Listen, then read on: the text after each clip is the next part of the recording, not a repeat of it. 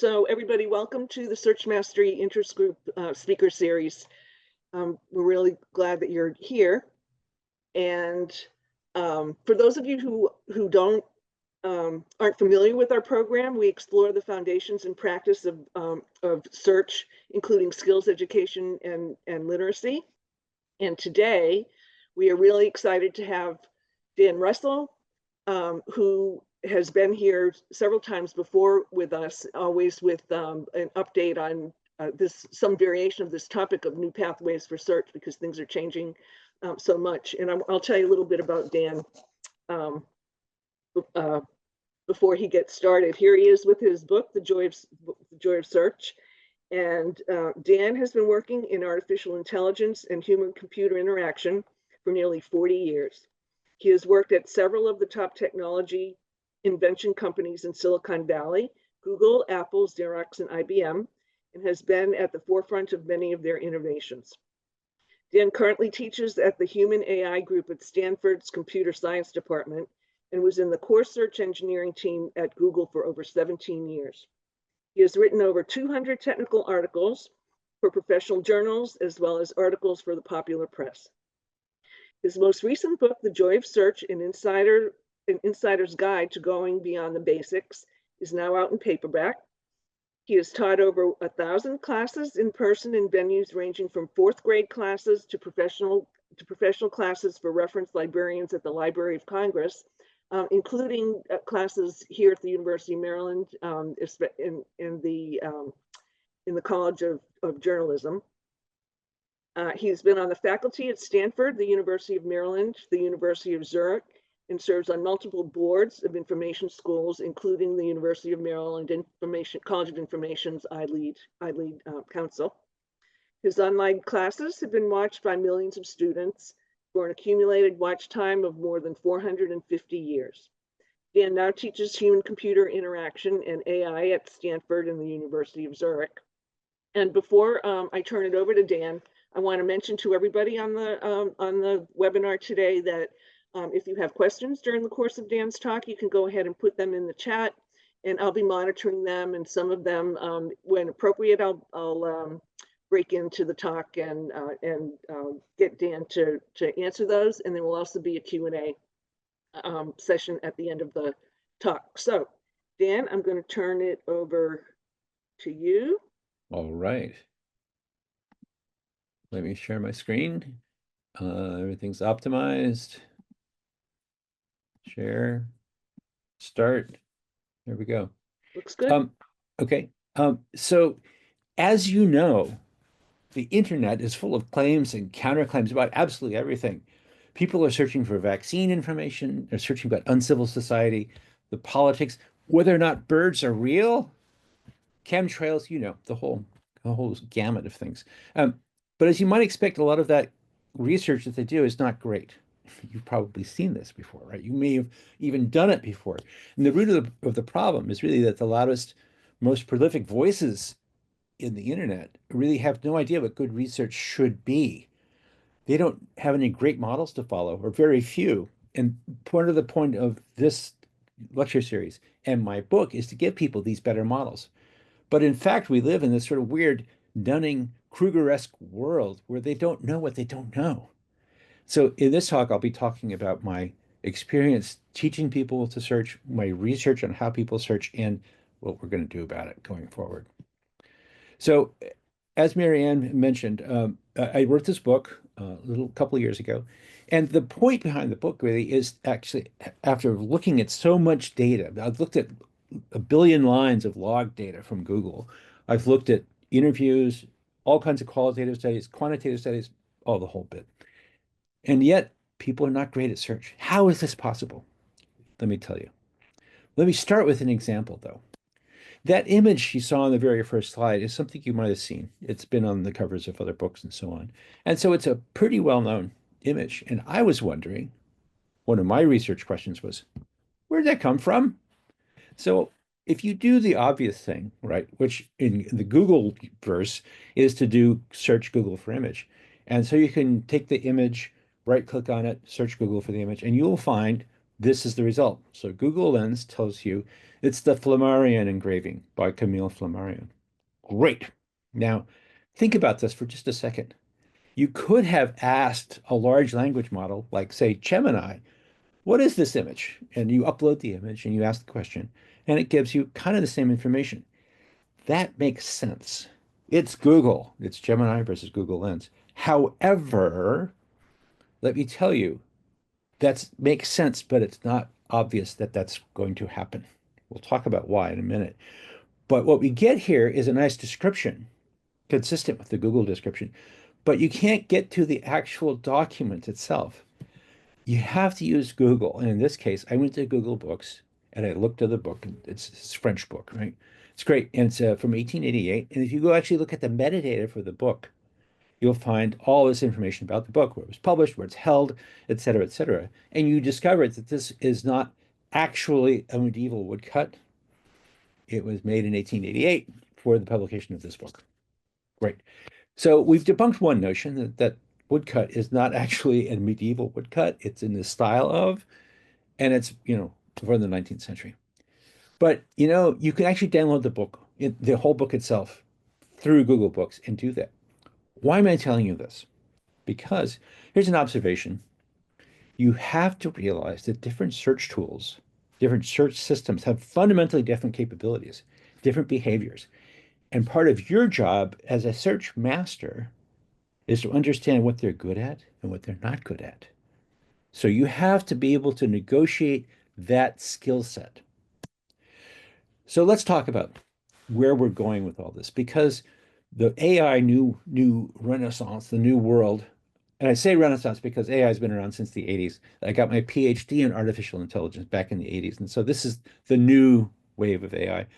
But with that comes the new capabilities and also new issues. So I had this weird looking bottle. If you notice, it's got that strange indentation at the top. And you can use Google Lens, like I said before, to find out what it is. And my heavens, you could even go buy it for $49.95. Great. Now, suppose I wanted to find out a bit more about this. I could upload that image into a large language model like Gemini and ask the question again, what is this? And you get this lovely description, right? I believe this one, partly because Google Lens, in the regular Google Lens gave me kind of the same answer. So fantastic. We know it's a cod bottle. But here's the thing you got to know about image recognition and object identification through AI methods. In Google Lens, I took a picture of this photo of this plant. This plant is literally outside the door to the search building at Google. So it's a nice, plant. It's got red berries and very cool. So I asked Google Lens, what is that? And it says it's a toyon bush. I'm enough of a botanist to know that that is not a toyon bush. It's just wrong, right? But why did it go wrong? And more importantly, if you're not a California naturalist or amateur the way I am, you would know. You would accept it. Oh, that looks fine, looks close to me. But look at the picture of the berries on the bottom right. Those are not the same as those red berries you see on the image on the left. What's going on? So I reshot that photo and I said, rather than looking at the leaves, look at just the berries. And you see identifies it as lychee. Oh my gosh, this is not lychee either. So we've got two strikes. The problem in both cases is that this AI image reco system is focusing literally on the wrong part of the plant or not enough of the plant. So in both cases, it's focused either on the leaves or the fruit and got it wrong. If you pull out, you can manually pull out the focus to encompass both the fruit, the leaves, and the stems, then you'll see it's actually this thing called the strawberry tree or Arbutus unito, the Latin word. Here's the tip for you. When you use Google Lens to identify plants, do not focus just on leaves, do not focus just on bark, do not focus just on the fruit. Get the whole thing. You have to get the gestalt in order for these reco systems to work. Now, I will tell you, these AI image reco systems will identify or claim to identify mushrooms. And I will tell you, one of these mushrooms tastes really good. The other will kill you. Think about that for a second. There are apps you can get online that will claim to identify the mushroom. And as you have noticed, they have really great reviews, right? They have these fantastic reviews. However, only survivors write the reviews. That's why it has 5 stars. Just saying, be cautious, especially in high stakes identification tasks, that you don't make a literally fatal error. So you probably know there's a whole pile of stuff written about hallucination. And so earlier this year, I asked Gemini to write me a biography of myself because I could fact check it very easily, right? So I did, and here's what it spit out. And everything that's in cross-out font is incorrect. The very first thing that's incorrect is he began his academic career as professor of computer science at the University of Waterloo. I've never been to Waterloo. I don't know where it got that from. I don't know how it hallucinated it, but you can see there's a huge problem.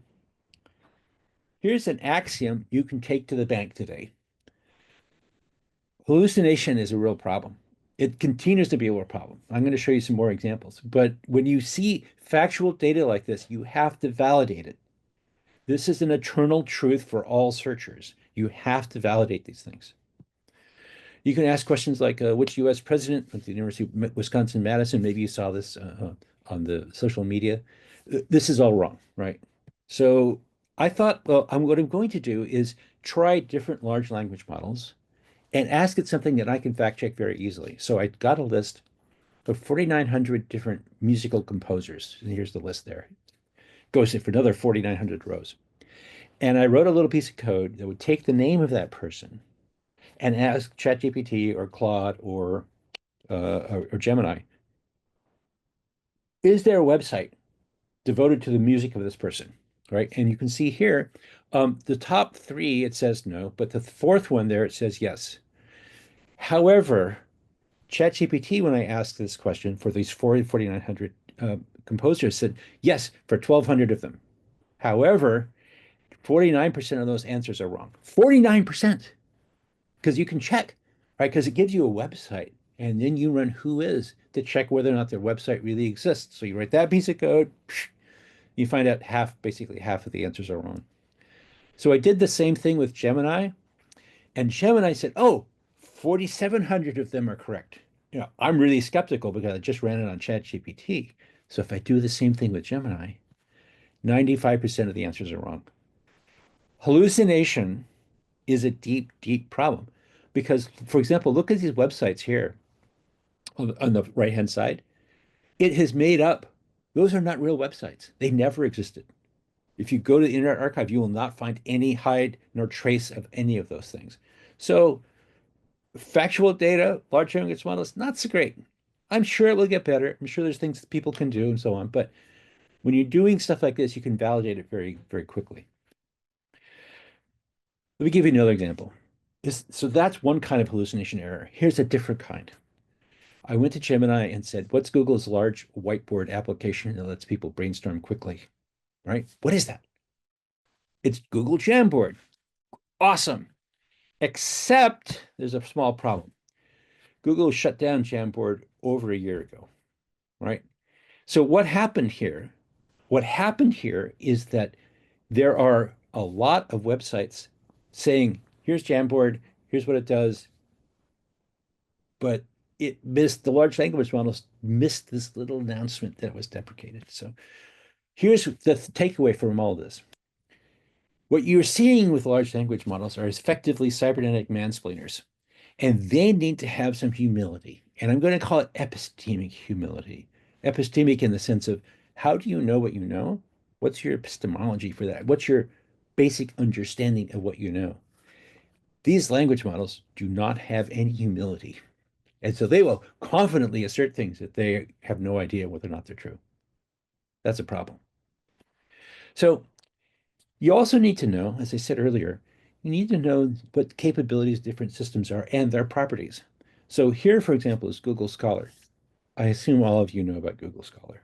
If you don't, just go look it up. Make it a task for yourself for later. So here I looked for a paper that I wrote. I know it's in the literature. I know it's out there. But notice Google Scholars cannot find the PDF for it. I thought, I'm sorry. How can Google Scholar not find the PDF for this paper that I know I wrote?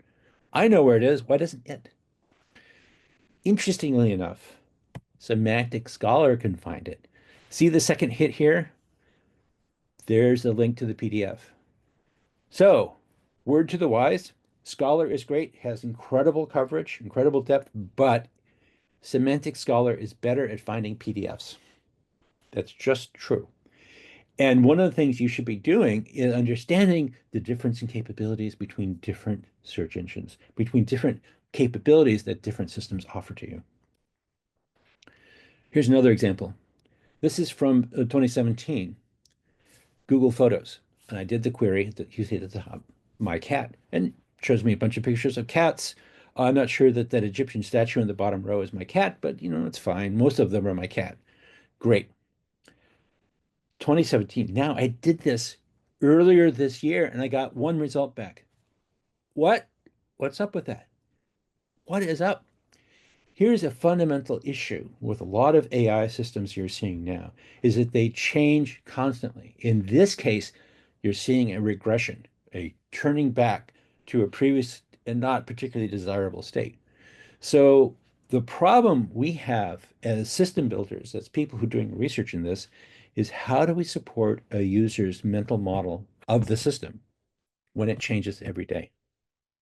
This is a huge problem for any kind of search retrieval question answering system. In particular, if we want to understand it as researchers, how do we understand how people, the human system, diet? How do people understand this when everything changes? It makes it crazy hard to do research because you do your study and then the next day you literally get a different answer. And it wasn't anything you did. It's because the system changed underneath. So here's something to take away. Different search tools have very different failure modes as well. They have different capabilities, different behaviors, and different ways of failing. You need to know how those failure modes are manifested and what you can do to work around them. So we've been talking about different search systems and how they fail and how they work and so on, but let's focus for a second on how people search, take a step back and understand what they're looking for. So I have done a bunch of studies, more than 300 field studies in the past 19 years. I've taught literally hundreds of classes just on search. I've done lots and lots of surveys. I ran this massive online course with 4.5 million students. I've done a lot of studying and watching how people search. And one thing to recognize is that what people search for may or may not align with what you think they're searching for. Because we in the search mastery community tend to have a very high level view of this. We get people who have already done the Googling and they come to the reference desk and say, what do I do? They come to the virtual reference desk and say, now what? So here's a breakdown. This is from an analysis we did a few years ago, looking at Google queries, and this is over a few 100,000 kind of Google queries. And mostly people are looking for information blocks or known sites or facts. The top four categories, which are roughly 50%, 50 to 60% of the whole thing, are very simple queries. People want something, just want to get in and out and find it. Another way of breaking this data down is to look at the number of mean searches that people do for each of these categories. And you can see the ones at the top tend to take the fewest searches because it's pretty simple. Google's kind of got that game nailed down. So, but when you get down to knowledge building, selecting and making decisions and finding and refining information, then those tend to take three, four, more queries per task. So it's fascinating to think that, more than 50% of all the queries that come to Google are fairly simple. People get in, they get out, they're done. But the ones that are hard are the ones we focus on. Or, this is from another piece of research I did. If you look at the total distribution of queries about COVID, this is over a few million queries about COVID. This is the distribution of queries. So the first one, that first bucket, number one, the most frequent query about COVID is COVID, right? The second most common query is COVID treatment. And the third most common, and so on and so on, right? What this tells me is that there's not a ton of variations on a theme. People tend to use the top, 20 queries, and then there's a very, very long tail, which covers the other, 2 million variants on the theme. So what we see is that people, when they search for fairly focused information. They tend to do it fairly quickly, and they don't do a lot of variation. And yet, when you ask people, when you watch people really querying, we find that 66% of users have a average of less than one query per day, less than one.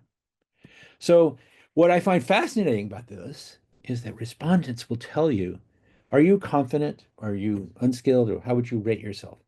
92% of respondents say they're highly confident in their ability to do their online research. This is the Lake Wobegon effect writ large, or in the psychological literature, it's the Dunning-Kruger effect. Because what you would expect is that people, as the competence goes up to the right here, from beginner to expert, you would expect them to measure their confidence as a function of their skill level. That's not what happens. What happens is you get this is the real graph. Rank beginners, people with very little skill, rate their confidence very, very highly, right? Do you get average people, they're more on the line than the people on who are expert end are closer to the actual expected behavior. But people who are below average are rating themselves extraordinarily high. That's the Dunning-Kruger effect. So, people say this all the time. Here's what I believe. Here's why. I did my own research on the internet. What that actually means is I cherry picked comments from a couple things I saw. So we did a really interesting study at Google on Gen Z information seeking finding practices, and in particular focusing on news. And what we found is that people in Gen Z practice what we call information sensibility. That is, they encounter and evaluate information online rather than searching for it and trying to check and validate it. They stumble into it. So their informational needs and their social needs are sort of interwoven. So the sensibility part of this is that people are encountering information, particularly about news, and they encounter things like this post here. They didn't search for it, but it shows up in their feed, and that's where they get most of their information. So information is not something you go and check and validate. It's something you run across. You stumble across it. And using your parents' Google, not so much. It's a different way of thinking about information. So people think they're really good at searching. They think they're above average, and yet they don't. So I think, and this is the part, the whole point of search mastery is this is our job. We need to help people understand how to be better searchers, how to be better consumers of information, better users of the information that's out there. So as you know, we've entered this sort of new era, right? There are new ways of searching. So let's talk about that through the lens of what people did before. What I mean is this is a typical kind of query you might see in Google. What's the distance to the moon? And Google would give you this very confident answer. Speaking of epistemic humility, this is not humble. Here's an answer, 238,900 miles. But we're done. People are so happy with that. Man, when you run the evals on this, people look at that and go, dynamite, answer my question. However, the very next result says, oh yeah, by the way, the moon's orbit around the Earth is elliptical at perigee, it's this, at apogee, it's that. On average, it's a little bit like that really smart brother of yours who keeps telling you more information that you didn't really want to know. So if you ask this to Gemini, the large language model from Google, what's the distance to the moon? You, in fact, get all this nuance. Now, I will recommend whenever you get something like this, you go validate it, you go check it. But nevertheless, what you see here is a very nuanced answer. People actually don't like this that much. It drives us, the search experts, kind of crazy because this is a really nice answer. It's got all the detail, it's got the nuance you need to know, and it gives sources. It's really well done. On the other hand, this is the kind of question that people come into the library and they say, what do I do? I want to read something after reading all the Percy Jackson series. And actually, large language model does a pretty good job here. It says, here are some related books. It actually does a fairly decent job of this. What I particularly like about this answer from a language model is that at the end, it gives you recommendations, or I'm sorry, it gives you suggestions for questions to follow up. So if you like those, well, what did you enjoy most about Percy Jackson? Are you interested in other mythologies? So and so on. So in fact, this is kind of a reference interview style conversation. So it's very different than Google. Google basically says, here you go, plop, that's it. And now you have to take your own initiative to do that. And that's why search sessions are so short. We also see students going to Google and asking questions like, what's the longest dinosaur? What's the biggest dinosaur? And as you know, as you can see, the answers depend on the nuances of the question used, longest versus biggest. If you go to Gemini and say, what's the longest dinosaur? It gives you a bit more nuance. It gives you some options, Supersaurus, Diplodocus, and so on. If you ask the other one, what's the biggest? It gives you more of this detail. Now, here's the trade-off if you're a user, if you're a searcher, this one has a pretty picture on it. That sounds dumb, but images often are incredibly useful for the searcher. So giving me, the searcher, all this background information, is it good? Is it bad? Interesting. We will see how the culture evolves, whether or not we learn to accept this kind of thing. Now, searchers always have had this problem. This has been a problem forever because if you've worked the reference desk, you know that people will come up, patrons will come up and say, why was this a civil war fought? And you're thinking, okay, buddy, how much detail do you want? And which civil war and, what country and so on. Or I can't find War and Peaches. Now, I know as a reference librarian, you're asking about War and Peace. Or even a question like, what's the elevation of Vernal Falls? What does that really mean? How do you suss out the details, the semantics, or the details of that kind of question?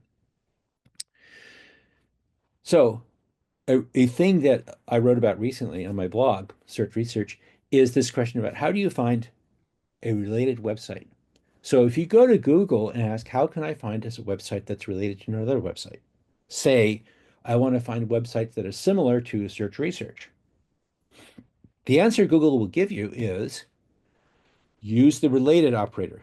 For example, related colon sitename.com. Is your spider sense going off now? It should be because that was deprecated last year. Again, we see that the information in the language model is out of sync with reality. In fact, the Google Search Liaison posted about this July 19th last year saying, oh yeah, we turned that off. Related is dead. If you didn't know that, people, now you know. But there's no suggestion about what to do instead. So what do? I'm a searcher. I want to find related sites. What do I do? Because Google just killed that operation. What do we do? So I'll tell you what to do. You can create a new query for a large language model. And what I did in order to solve this problem is I grabbed just a couple pages, copy paste into a document. I uploaded that document to my language model, and then I gave this prompt. This file is a sample of several pages from this website, my personal website. Can you summarize these pages and tell me what this website is all about? Okay, there it is. Nice summary. This is one thing language models do pretty well because it's in their wheelhouse, right? They're really good about stringing together words depending on the probability and their position in this high dimensional vector space. Once you've got that, you can generate pretty decent summaries. And so that's a nice summary. Why did I do this? Because I can now extract pieces of that summary and use them as queries. Notice that these are rather long queries. The first query is the art of utilizing search engines effectively, valuable insights, and how to conduct research efficiently and intelligently. Awesome.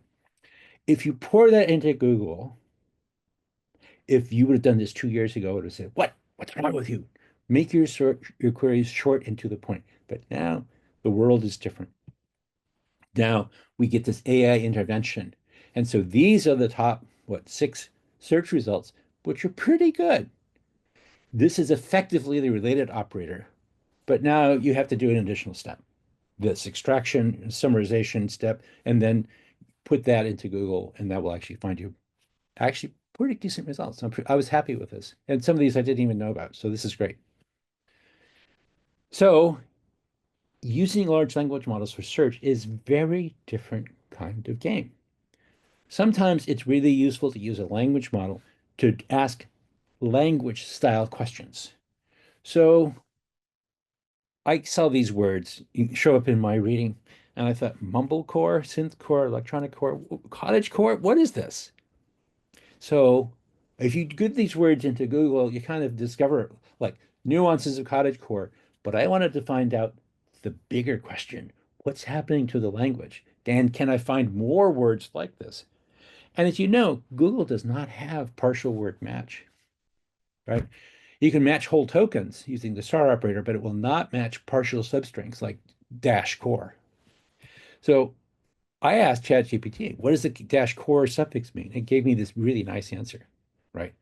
In particular, if I want to find more like this, I asked for examples and it gave me hardcore and scorecore and softcore and all this stuff, which is all fine. But if when I asked for more words like cottagecore, I learned new things. I did not know there's dark academia core, there's farm core or witch core, all these things. This really opened up my eyes in interesting ways. Afterwards, go Google what dark academia core is. It's who knew? Who knew? I'm just saying there's an entire universe of dark academics out there that I knew nothing about. Another really useful use of large language models is to expand your range of understanding. So, for example, I gave this prompt: give me keywords to use when searching for Google about the topic, right? And here you go. These are actually pretty good. So using a chat GPT language model or one of the Gemini or something to give you suggestions about alternative phrasing for Google queries, for search queries, is a great idea. It has synonyms and concepts and things you would have never thought about. So here's an example. And this is a template for some interesting expansions of subtopics. I asked the question, what are the 5 most common subtopics related to tropical fish coloration? There's the template on the left. What are the N most common subtopics related to topic, right? It did a really nice job, right? Those are things. So, for example, the last one, warning and amphosemantic coloration. I would have never gotten there. So this was a really brilliant way to expand my range of understanding. We also see in the new age of large language models and new kinds of AI assistants, things that I'm not sure I would have predicted 5 years ago. So here, for example, using Perplexity, I can ask a question like how to calculate the volume intersection of two equal sized cylinders, right? And if you click on the math tab, you will end up with this really lovely explanation, which has a video, has an explanation of how it works, the actual formula and all this stuff. So this is kind of like blending the best from Wolfram Alpha into a regular search engine. And this blending, I think, is going to continue going forward. Now, I don't know if you've heard one of these before, but if you haven't, I'm going to play a little bit of the audio for you. In this case, I'm thinking about how to use some of the new summarization and audio creation tools that Google has made and other companies have made as well. This one happens to be from Notebook LM. And what I did is I poured in the slides from one of my lectures. So this is a PDF file. Okay, I just poured in the entire PDF file and said, okay, now what I'd like you to do, Notebook LM, which is basically Gemini in disguise, what I'd like you to do is create me a podcast. And here's the way it sounds. Ever feel like you're talking to a brick wall?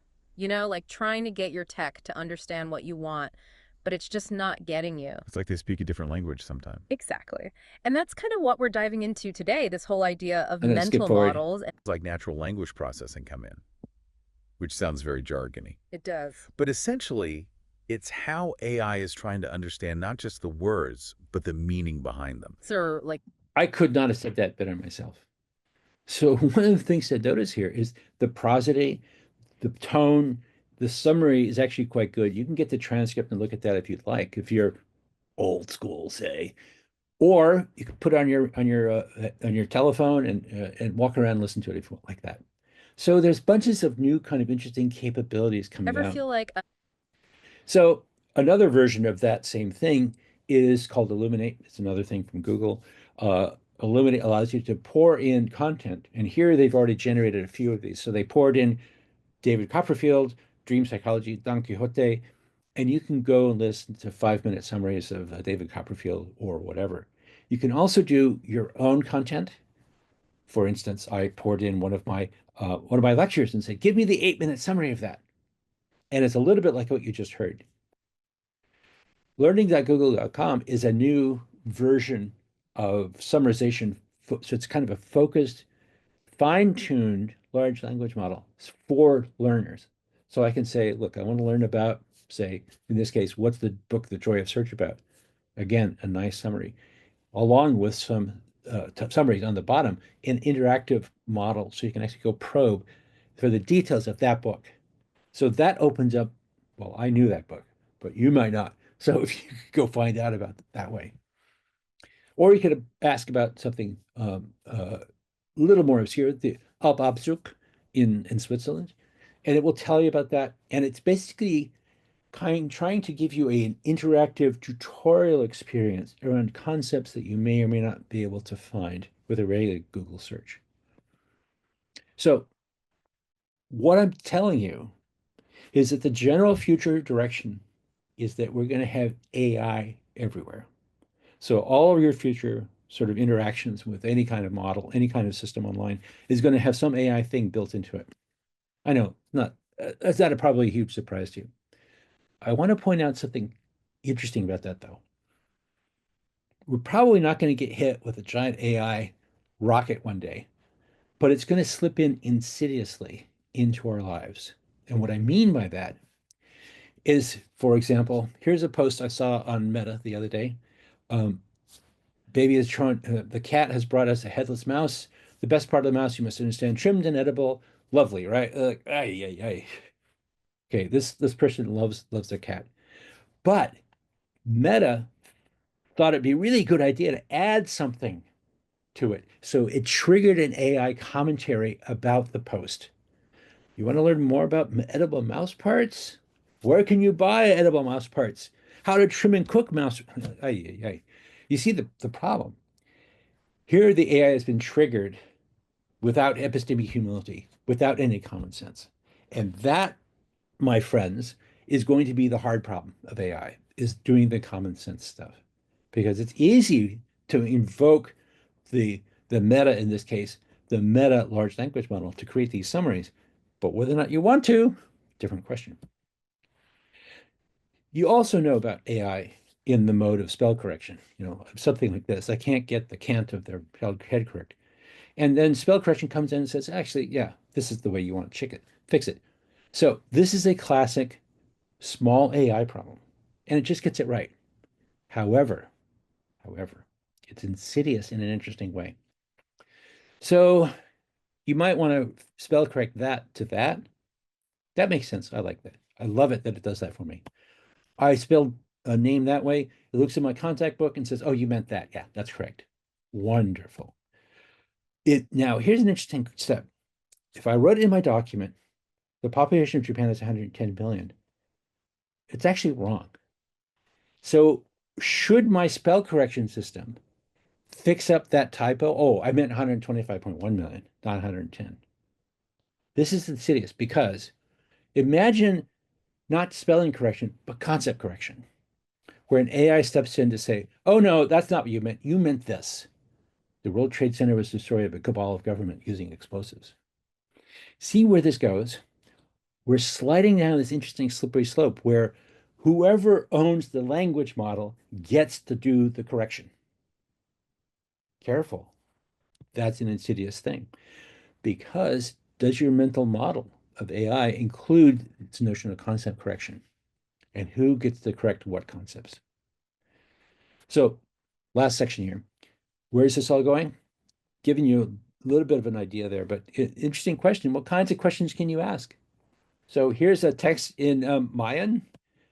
And as of a couple of years ago, you had no hope. Now there are Unicode characters for that, right? So you can actually type this in, assuming you know how to type Mayan. You get the keyboard for that, and all of a sudden you can start to ask questions. questions, that asks interesting questions. So one of the things we have to figure out is the role in which details of the way we interact with our language models or AI systems will matter. So here's the same question, almost the same question asked in two different ways. So see here, I added the please. So the top one is just a command, write me an essay about the role of Hurons. Second one is please write me an essay. And it gives me a totally different answer, different text.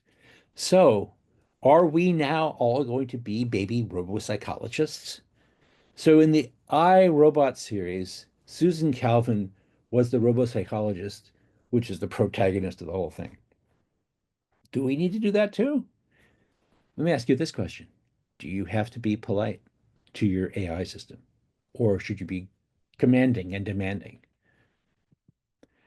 We see apps coming in everywhere. It's sort of not necessarily insidiously, but they're going to take over. So I can now change the way I write by interacting, say, with the Hemingway app. Increasingly, we're going to have these co-pilots, the ones that fix your spelling, the ones that fix your concepts, the ones that fix your non-Hemingway style prose. We can see these already showing up in spreadsheets. So there are automatic visualization suggestions happening up in Google Sheets. And just as an aside, this is a particularly funny one because we shipped this about 7 years ago, took it away, and now it's back again. So go figure. Shipping features in the right time zone is the correct thing to do. Anyway, you can see where this becomes interlocked with AI capabilities. And of course, I don't know if you've been in any of these meetings yet, but uh, there are multiple Zoom bot kinds of things where you can invite a bot to join your meeting. In this case, this is from otter.ai.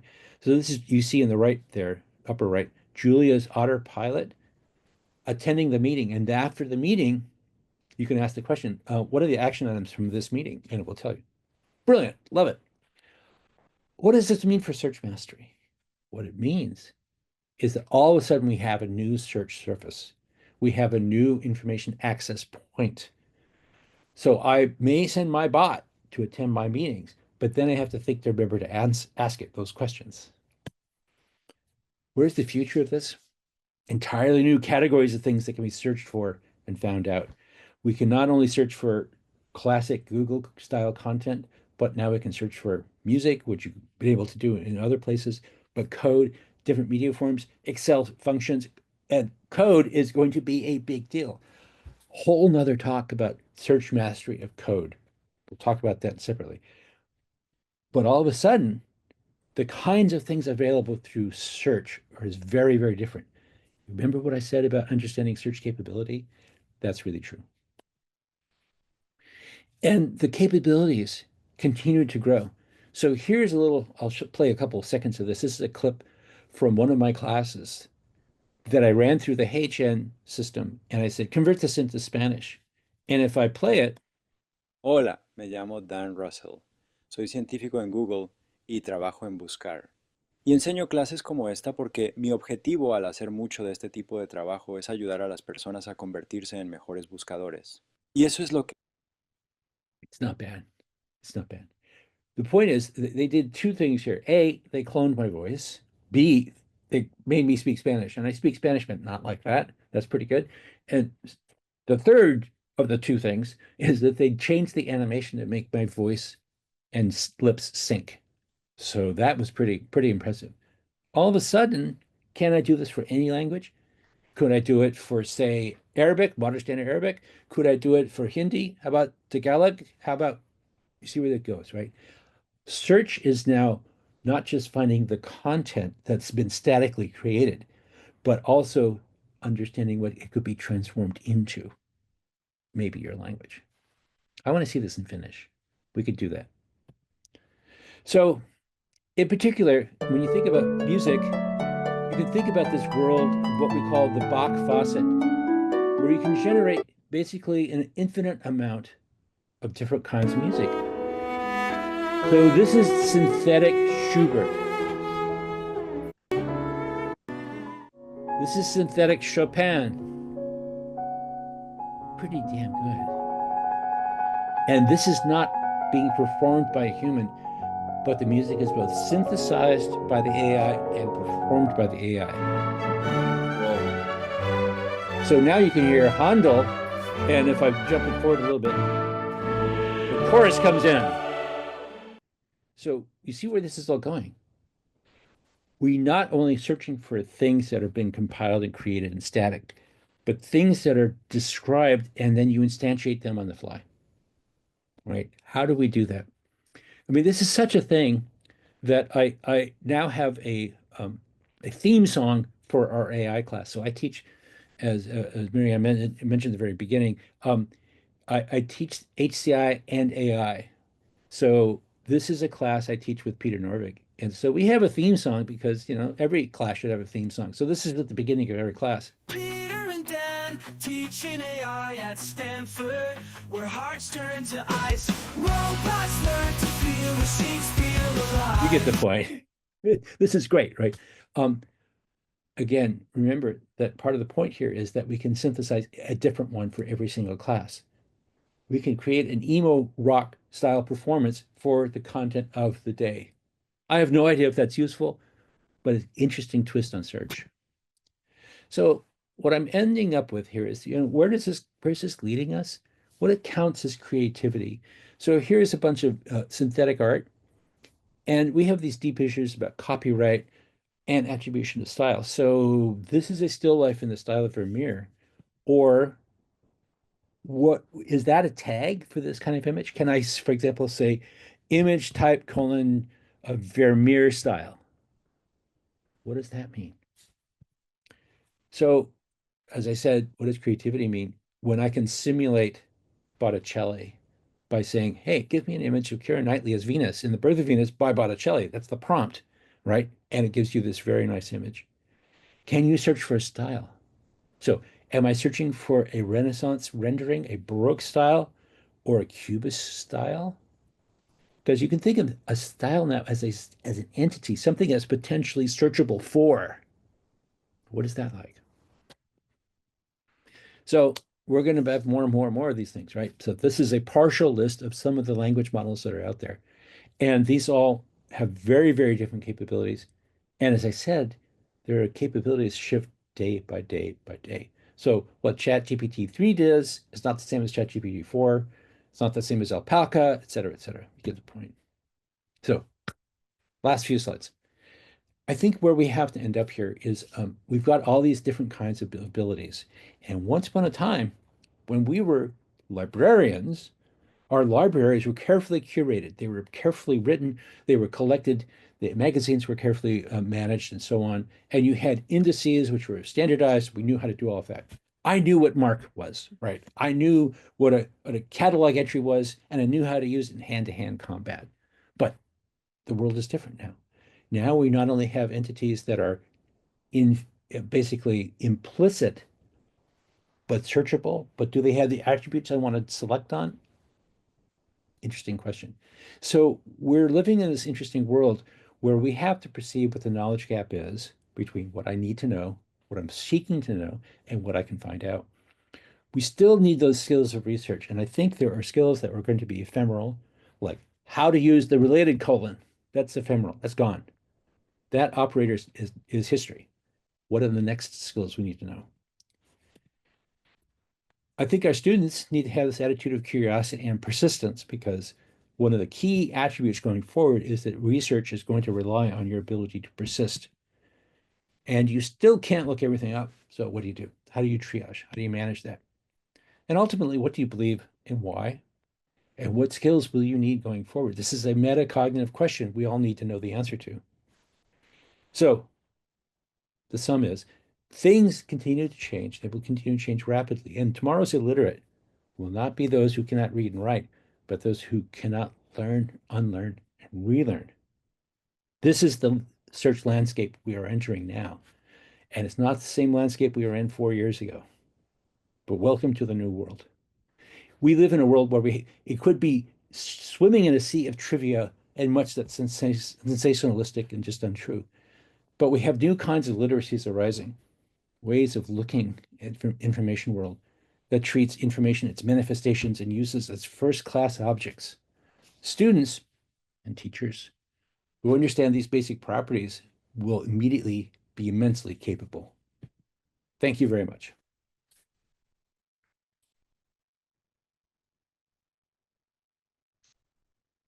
I've got a couple of minutes. We can actually have questions. I'm here, Dan. That was awesome.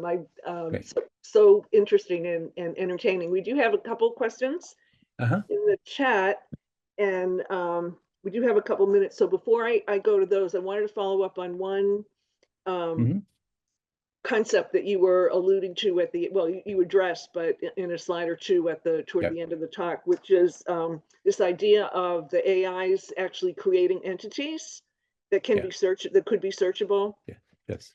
And so my question is, where does the metadata come from? And I think this was kind of your question too, right? Yeah. So well, the metadata problem, I don't think it's a real problem because we can spit out the metadata as well. The real problem is that if you have an infinite number of things you can create, right? How do you know what's possible? Because, one of the beauties of, say, the Library of Congress subject matter headings is that it splits the world into a bunch of pieces. And so for every problem that, say, Dewey has or LCSH has or whatever, they all have problems. They have epistemological problems because they split the world in ways that may or may not be the same now as then and so on. All of a sudden now we've got a category. Let's just talk about, say, music. So music category in LCSH is big and there's a bunch of subdivisions, but now there's an infinite number of subdivisions. How do I understand that? So I think we have to, collectively figure out what the abstractions are and understand how to search over the abstraction space. So, for example, I just showed you a synthetic Chopin. And so now we have a descriptor, synthetic Chopin, metadata, created by suno.ai, date, whatever. And whenever you hit play or create, it will create a new instance of that. And that's fine. And we'll all be tagged. But what about the composers we don't know about, right? So can we create an infinite amount of Khachaturian? Can I create an infinite amount of Fauré or Ravel? No. So, or even better, what about the composers that are yet to be? So I think it's a fascinating problem. Did I answer your question? I think so. Yep. Yeah. Yeah, Good. I think you did. Thanks. So it is an interesting problem. That's for sure. Okay, I'm going to just start at the beginning of the questions that we have. The first one is from Nancy, and she was wondering, given that the tools keep changing and will likely continue to do so, how do we keep up with which to use and for what? That's a wonderful question because it strikes at the heart of this, right? So I'll tell you what I do, and you can do it or not as you wish.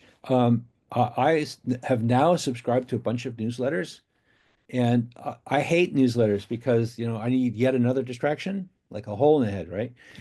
So I now subscribe to newsletters, and I'm pretty religious about spending about an hour every morning scanning through them. There's no way I'm going to read, 500 pages of newsletters every morning, but I can scan and search through the ones that are there. And I'm particularly looking for new kinds of capabilities, new kinds of things, new results about that. And so I basically now have made understanding the changing technology for search a first-class object study. So I'm in a class. I'm taking Augmented Search 101 by Dan Russell for Dan Russell. And that's kind of the only way I know how to do it. So you have to make it, you can't just step out for a year. You're going to be in trouble. Hey, then we have any predictions on whether quick fact searching will become more separate from the in-depth type of searching? That's from earlier in the talk. Yeah, that's a good point. I should have said quick fact searching is never going to go away. It's just too handy.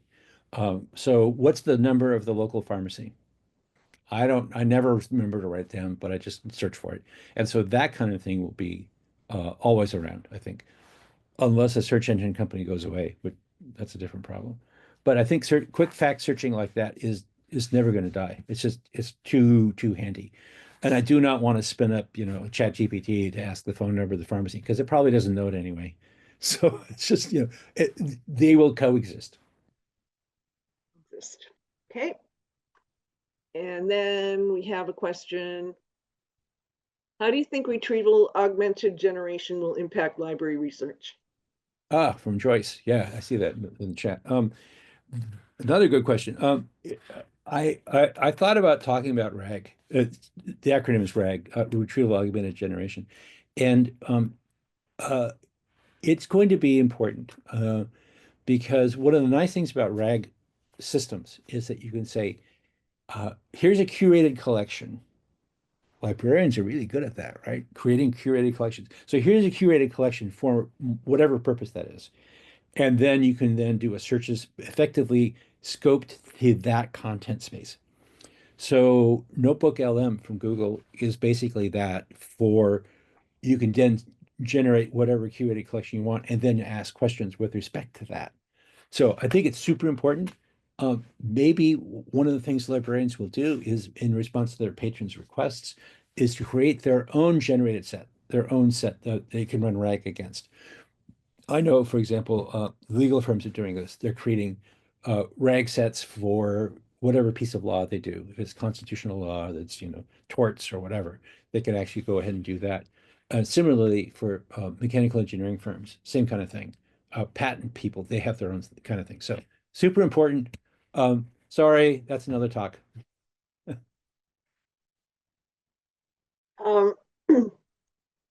I guess one last question before we wrap up is for me again, and I'm wondering about ingestion issues with these AI assisted search engines and privacy changes and things like that. If you have any comments on that. Well, which piece of ingestion are you talking about?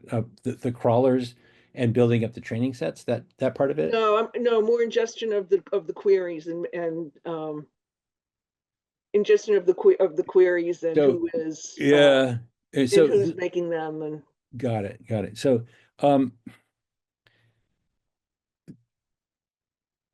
query, it's going to change. It's a short answer.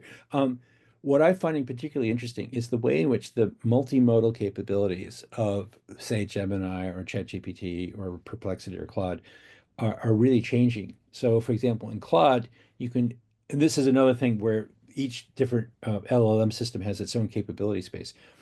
Claude, you can upload a PDF and ask questions about the diagrams. So all of a sudden now I'm importing images effectively and asking questions about, for example, what's the relationship between this variable and that one as seen in, one of the figures. And that's kind of amazing thing. So you can ingest, you can upload all kinds of content and then ask questions about it. And that's sort of a kind of a RAG thing, but it then gets additionally processed. So, for example, I could say, upload a whole book in Italian and then ask questions in English and get English answers back with respect to the Italian corpus, right? So there's, it's one of those questions, is it a query or is it the processing? Or I think it's both. So stay tuned. okay. All right, I think that we are kind of at the end of the talk here, and I do want to first of all, I want to thank you, Dan, for a fantastic talk. You've given us a lot of great talks in the past, and this one's I think at the top in terms of the entertainment value as well as the fabulous content. So good. It's great.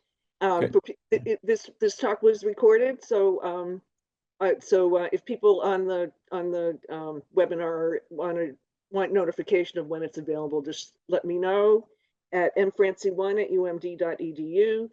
And want to thank all the participants for joining us today as well, and let you know that we have another event on December 11th that's related to this topic. I think it'll be kind of an interesting follow-up to it. We have Greg Feingold, who's the Director of Community Engagement at Perplexity AI, which is a which is an AI-assisted search engine that Dan mentioned as during part of his talk. So that talk is going to be kind of Perplexity basics and how it, what it does and how it works and what its capabilities are and things like that. So I think that should be interesting and a really good follow-up to this. So that's it for our talk today. I hope to see everybody on December 11th, and thanks for joining. I really appreciate it. So bye, everybody. Thanks, Dan. Bye-bye.